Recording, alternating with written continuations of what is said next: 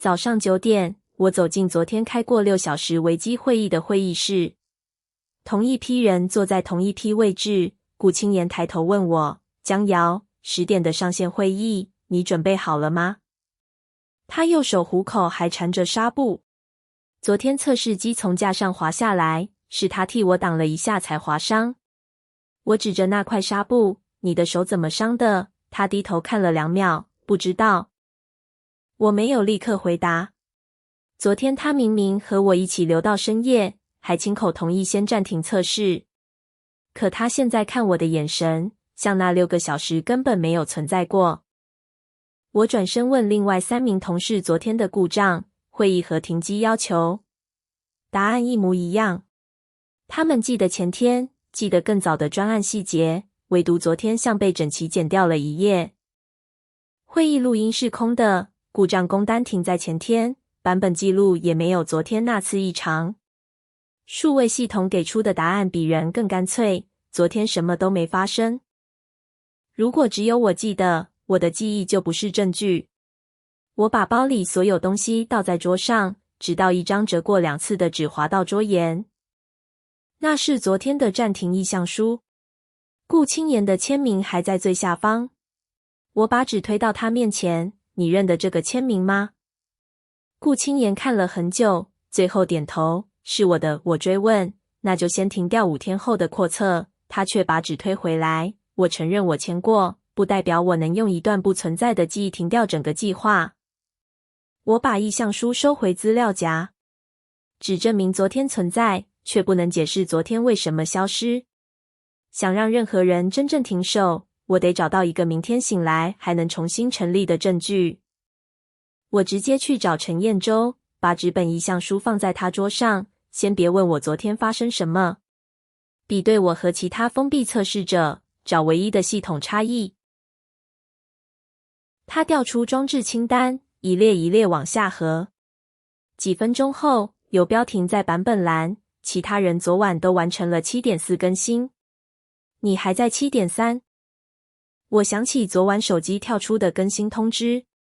危機會議拖得太晚，我嫌他礙事，直接按了延後。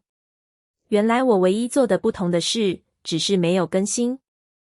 我們把一台測試裝置拔掉網路，只查本機。被雲端記錄判定不存在的昨日資料，竟然還躺在儲存區，只是全部被標成重複索引。陳彥洲盯着那些標記，資料可能沒被刪掉，只是提取路徑被隔離了。我問他，如果人的記憶也一樣呢？他沒有回答，因為猜測還不是證據。我拿出3張紙，寫3個只有你自己知道答案的問題。答案另外寫，封起來。今晚照常同步，明早先回答，再拆信封。他封好信封時還笑了一下。如果明天我真的不記得，你得重新說服我一次。我把信封壓在桌上，所以這次讓你自己說服你自己。隔天早上，陳彥洲坐在同一張桌前，3個問題一個都答不出來。他拆開自己封的信，盯着筆記沉默了很久。這是我寫的，他終於開口。我點頭，而你不記得寫過。第一次，我們不是靠我的記憶，而是靠一個跨過凌晨同步的實驗，穩定重現了失憶。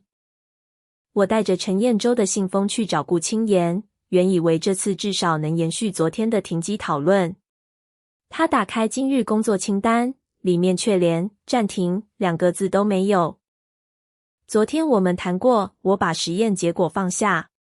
顧清言皺眉，我相信你手上的東西，但我的工作清單沒有這件事。誰把昨天的決策帶到今天？這句話讓我改查每天早上的決策來源。高層信箱裡都有一份新的連續性簡報，內容幾乎固定。前一日一常屬於測試壓力造成的主觀錯覺，計劃照常。每天所有人忘記昨天，再由同一份簡報告訴他們昨天不重要。這不是誰在偷偷記得，而是一套機制替所有人決定該相信什麼。我追授權記錄，最初建立者是溫庭川，日期更早，落在第一次失憶發生之前。我拿着簡報去找他，昨天你跟我爭過什麼？”溫庭川沒有閃躲，只說：“我不記得。但連續性簡報已經做過風險判斷，我沒有理由每天推翻前一天的安排。”我故意問了幾個只有昨天爭執時才出現的細節，他全答不出來。他也忘了，可他比別人多了一樣東西，是以前的自己替今天的自己寫好了答案。我離開他的辦公室時，終於把問題看清楚。只要每個早晨都從零開始，我就算每天證明一次，也會每天輸回原點。我要保存的不能只是證據，還得是信任。我把會議室一面牆清空，拔掉附近所有聯網設備，貼上3列紙卡，以驗證事實，為驗證假設，今天必須完成的行動。顧清言站在牆前問：“你打算用便利貼對抗整套系統？”我說：“不是。我要讓明天的我們不必先相信今天的任何人。”我把紙和筆交給他，停機條件你自己寫，不要照我的說法，寫3條你今天真正認可，明天看到也願意重新驗證的條件。他寫完沒有交給我，而是把紙折好，放進一紙機械保險盒。鎖只有他能開，驗證詞也只有他自己知道。這一步對我比做測試更難。過去我習慣把關鍵證據握在自己手裡，因為那樣最快。現在我必須接受，只有我能證明的真相，本身就是脆弱的。隔天早上，顧清言果然不記得那隻盒子。他照自己的方式核對鎖、驗證詞和筆記，拆開紙條後，一條一條讀完。他抬起頭，沒有問我昨天說了什麼，只說重做測試。只要今天的結果碰到這3條，我就按我自己留下的條件辦。我看着昨日牆上那3列紙卡，第一次不用從“請相信我”開始。昨天的顧清言終於能把一個可驗證的選擇交給今天的顧清言。陳彥洲把離線掃描結果投到熒幕上，那些被隔離的索引裡仍留着大量昨天形成的記憶痕跡。我問得很直接，停掉錯誤同步之後，這些記憶有機會重新提取嗎？他回答：有可能。至少目前看來，不像永久刪除。這本來應該是好消息。可我很快意識到，可能恢復和可以讓人承受根本不是同一件事。治理討論裡，溫庭川抓住的正是這一點。既然資料還在，就不能把它定義成不可逆傷害。先完成封閉測試，再看恢復率。我盯着他，人在不知道的情況下失去1天，不會因為以後可能找回來，就變成可以接受。他沒有否認風險，只把問題換成成本，5天後的擴測牽動整個併購。你要用一個可能可逆的副作用，直接取消。治理層最後沒有同意立即取消擴測。同一份技術結果，在我手裡是警報，在他手裡卻成了繼續測試的理由。我仍不甘心。我相信只要找回第一次故障當晚的完整原始記錄，就能把所有爭論一次結束。於是我把下一步壓在伺服器資料恢復上。那天下午，我把人力全壓到第一次故障的資料恢復。我要找出完整記錄，讓任何人都再也無法把問題解釋成主觀感受。進度卻比預想慢得多。雲端狀態被回滾，權限層又把部分資料鎖住，我們撈回來的始終只有零碎索引。牆上的時間一格一格往後走。我明知道停機簽和有窗口，還是告訴自己，再多半小時，也許就能拿到那份決定性證據。半小時又半小時，完整記錄沒有出現，正常停機簽和時間先過了。顧清言走進來，把預發布狀態放到我面前，自動流程已經啟動。48小時後，7點4會推送給5萬名使用者。我盯着那個倒數，沒有替自己找理由。是我壓錯了。我想用一份完美證據解決所有問題，結果把最有價值的時間一起壓了進去。如果我繼續等，下一次被切掉昨天的人就不再只是封閉測試裡這幾個。我關掉資料，恢復主畫面，對陳彥洲說：“停，不要再替我找完美證據，給我一個明天早上任何人都能親手驗證的最小測試。”陳彥洲很快提出一個簡單到幾乎沒有解釋空間的做法：每個人隨機抽一個圖形，自己記住，答案寫在紙上密封，全程不碰公司網路。我把測試條件壓到最少，沒有雲端記錄，沒有複雜模型，也不需要相信我的描述。每個人只需要相信自己今天親手封起來的答案。我先當着所有人的面承認，昨天是我判斷錯。我們浪費了停機窗口。從現在開始，不追完美，只追可重複。顧清言沒有替我收場，只把保險盒放到桌邊，那就讓明天的結果碰條件。參與者依序抽圖形，記住，密封。我的紙也和其他人的放在一起。晚上同步照常進行，沒有人再追加任何數位備份。隔天早上，第一個人答錯，第二個也答錯。輪到陳彥洲，他盯着自己的密封紙，說出的圖形和裡面完全不同。一張張信封拆開，所有安裝 7.4 的人都無法說對昨天親手抽到的圖形。輪到我先說出答案，再拆開紙，兩邊一致。會議室裡沒有人需要我解釋失憶是什麼。每個錯掉的答案都比一整頁技術報告更直接。版本差異，凌晨同步，昨日記憶斷層，第一次被同一個群體實驗牢牢扣在一起，而且這份結果不會因雲端回滾消失。顧清言拿起機械保險盒，他昨天寫下的停機條件已經全部被今天的結果碰到了。顧清言打開保險盒，把3條條件重新核了一遍，接着在緊急停用文件上簽下第一個名字。文件送到溫庭川面前，他沒有再否認失憶，也沒有質疑群體測試，只問了一句：被隔離的記憶能不能恢復？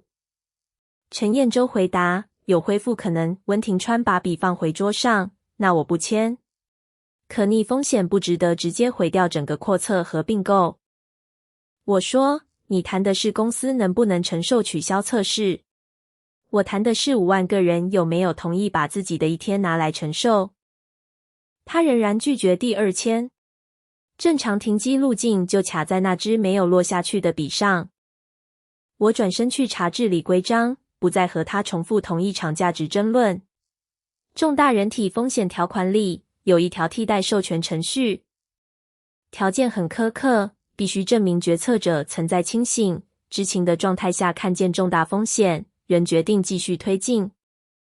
我盯着事前知情4個字。